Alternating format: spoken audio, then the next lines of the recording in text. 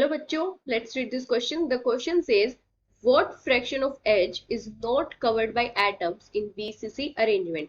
तो मतलब हमें यहाँ पे बताना है कि किसी BCC अरेंजमेंट में एज का कितना पार्ट जो होता है एटम्स ने कवर नहीं किया होता। तो यहाँ पे हमारा की कॉन्सेप्ट क्या होगा, हम बात कर रहे हैं बीसीसी लैटिस की, तो हमें पता होना चाहिए कि बीसीसी लैटिस में एटम्स होते किस टाइप से हैं। जैसे ये हमारा कोई भी बीसीसी यूनिट सेल है, तो इसमें एटम्स प्रेजेंट होते हैं सारे कॉर्नर्स पे, और एक एटम जो प्रेजेंट होता है हमारा बॉडी सेंटर में। अभी अगर हम आइडियल कंडीशन देखें तो आइडियल कंडीशन में क्या होता है कि जो एज होती है वो कंप्लीटली कवर्ड होती है बाय एटम्स।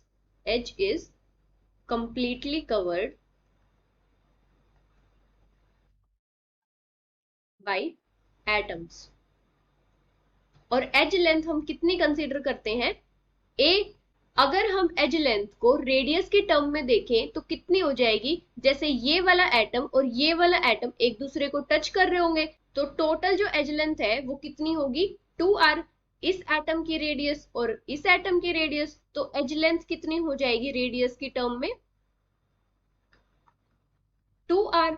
अभी अगर हम देखें part of edge length which is not covered by, part of edge length which is not covered by atoms,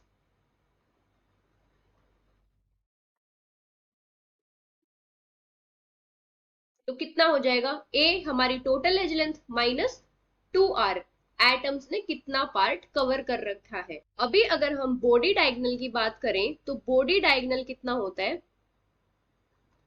a√3।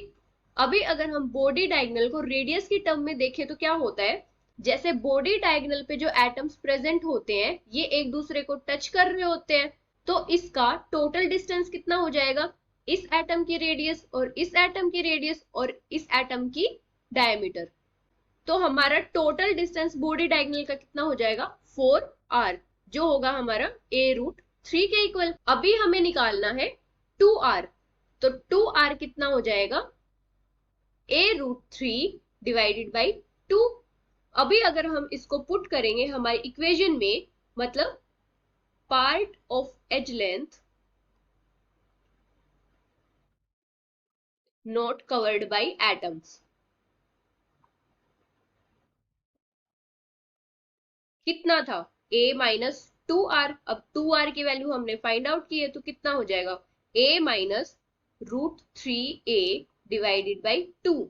अगर हम एलसीएम लेके a को कॉमन लेते हैं तो कितना आ जाएगा, a into 2 minus √3 divided by 2। अभी हमें बताना है कि फ्रैक्शन कितना होगा एज लेंथ के पार्ट का जो कवर्ड नहीं है। Fraction of edge which is not covered by atoms